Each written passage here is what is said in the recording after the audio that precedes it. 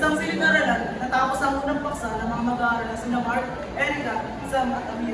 Hindi kalaunan, nang umalis ang unang guro, sinasamang Tamir ay napagtanong ang kotsa-kotsahin muli si Mark dahil ito ay walang kalaban-laban sa kanilang dalawa. Habang inahapi ng dalawang mag-aaral si Mark, pumasok na ang susunod na guro upang magturo ng panibagong paksa. Nasaksiyan ng guro si Miss Naya ang pang-aaping ginawa nila sa Tamir kay Mark, kaya dali-dali itong sinaway ng guro. Uy! Kakainis ka na! Kakainis ka na mga hindi pa pagkakas mo. Ang pakingkiti. Ano ba ang nangyari dito? Wala kang nagkakasya ng puto. Ano ba nakasiya?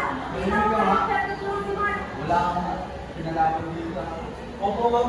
Ito po sinasabi niya yun na hinapi po nila si Mark kasi alam nilang may hinato ang kalaban-laban. Ano ba yung kailan? Ay nako. Alam niyo ba ginagawa niyo masama? Ginagawa niyo tuloy, naalala ko yung ganitong pagsibo ng ligan. Ano po yung mga? Hindi ba marinig? Oo. Sige, maupo muna kayo at makinig kayo sa akin.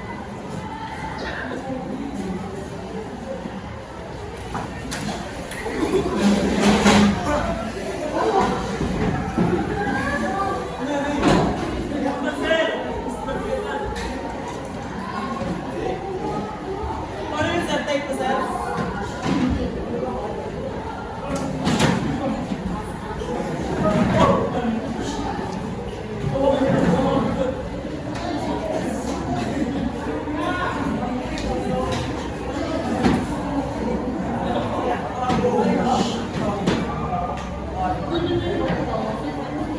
Okay na yan, hindi na yun babagsak siguro.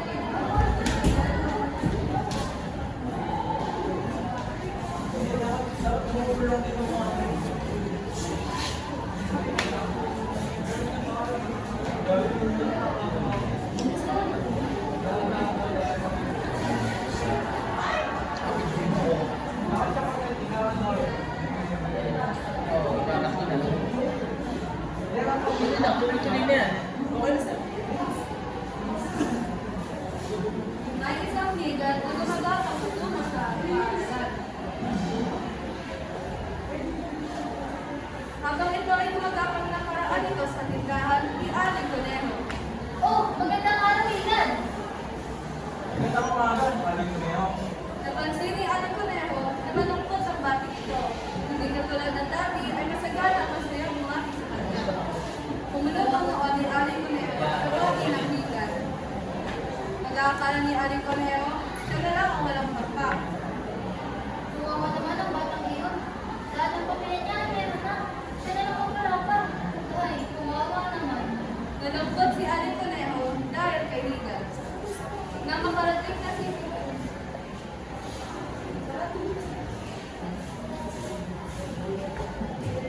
Ayun.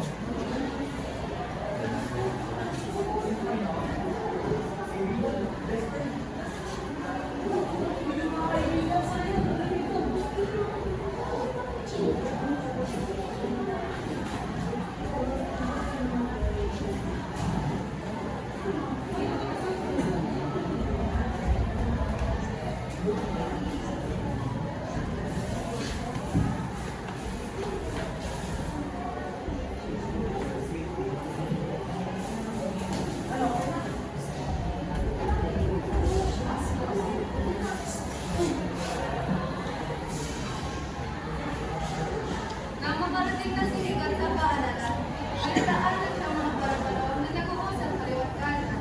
Nakita niya ang mga nagkagal ng nakapagpap na mga barbaro. Nakita siya ng kanyang mga kaibigan at ito'y tinawag sa ligan. Ligan, halika dito. Uy, Ligan. Tawag ng kanyang mga kaibigan. Lumapit si ligan ng nakatungo. Mukhang pati kayo may mga pakpak na. Kumunod ang noon ang kanyang mga kaibigan at tinignan siya mula paa hanggang mata. Dapat magkaroon na rin ako ng pakpak. Nagbigay-diin ako sa akin sinabi habang malungkot ng aking mata. Sabi ng kanyang kaibigan kay ligan, hawak-hawak ang kanyang braso.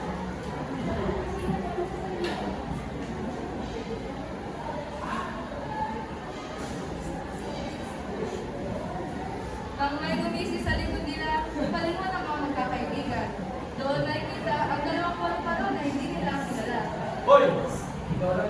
dito ah.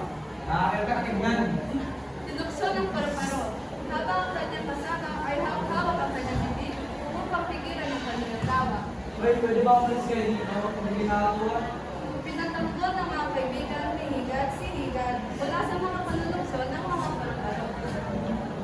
Palibasa kasi kaibigan mo siya. Tingnan mo siya, walang pakpak. Tumungo ko sa kanila si David at tinignan ng aking sarili habang nakahulot ang aking buhok at hawak-hawak ang braso ng aking kaibigan. Tingnan mo maganda eh. Tingnan mo yung mga pakpak mo. Magandaan ba yan? Ano lang ang pahay ko? Sabi may pakpak siya, wala? Wala akong nagawa dahil sa mga sinabi ng mga paru-paro. Ako ay napaiyak na lang.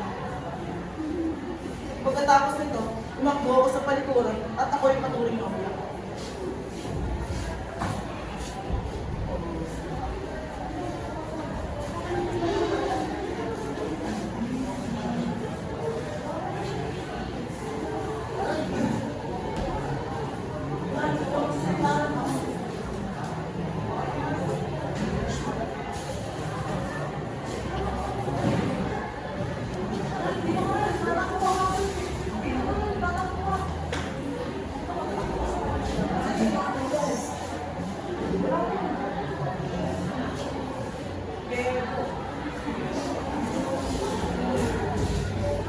Habang ito ay umiiyak, sabi nito sa kanyang isip, Bakit hindi pa rin ako tinutubukan ng pakpak? Ang lahat ng mga kaibigan ko ay meron na. Ako na lang ang wala. Nahihiya pa rin ako. Dahil kahit ang aking mga magulang ay mayroong pakpak, ako lang may iba sa lahat. Bakit na ganito? patuloy ng pag-iyak ng Higad.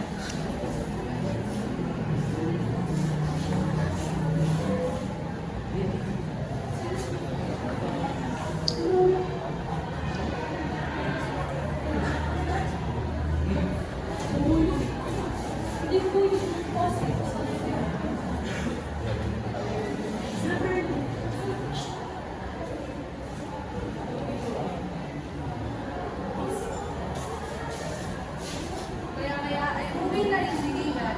Sa kanyang pag-uwi, nakasalubong niya naman si Oso, ang matalim na kaibigan ng kanyang ina na si Baki. Oh Higad, mamalukot ka! Sabi nyo, napalang ko. Sige, ganun ba? Sige, nasa pag-uwi. Salamat po.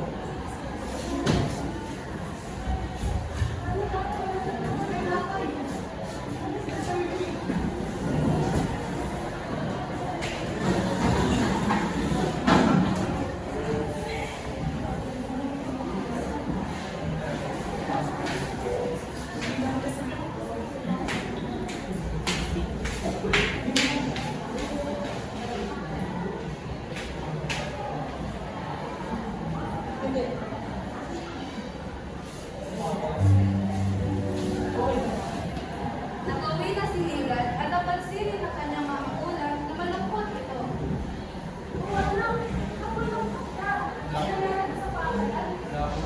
Ano wala? Lagi na lang umuwi malungkot dito. Ano ba talaga nangyari sa iyong paaralan? Paano po kasi, ako na lang po ako ng pakul sa amin. Lagi na po nila ako tinutukso. Sa kanilang narinig, hindi napigilan ng mga magkakapatid na makisali sa usapan. Bakit naman? Lahat naman tayo ng mga pag-iinigad ah. Oo nga. Kaya mo yan. Habang mo ako sa galing. Sabay tawanan ng pamilya.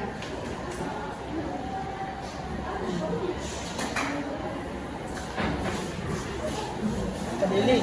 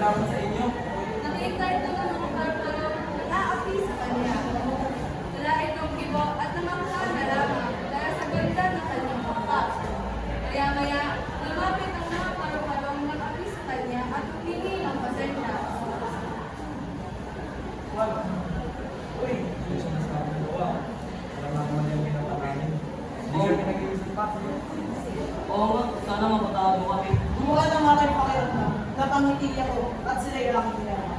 Wala yun.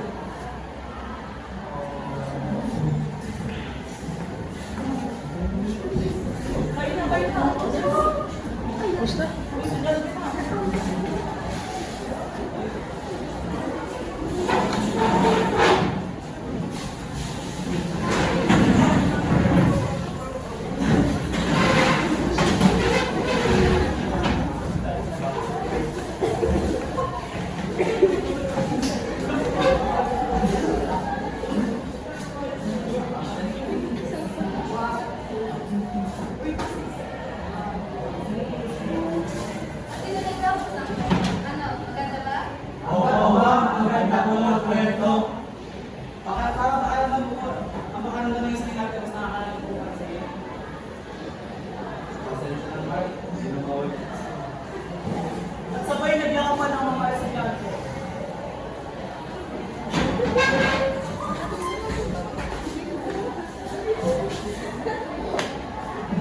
Okay na, sir.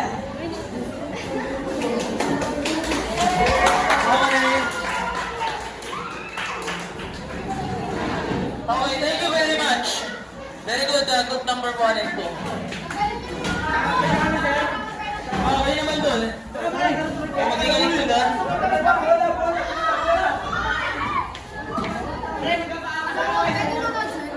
Hindi. Hindi nga sila nanood eh. Mamaya, tingnan natin. Oh, lahat ng group 1 and 2, doon naman kayo sa court. 3 and 4 naman dito.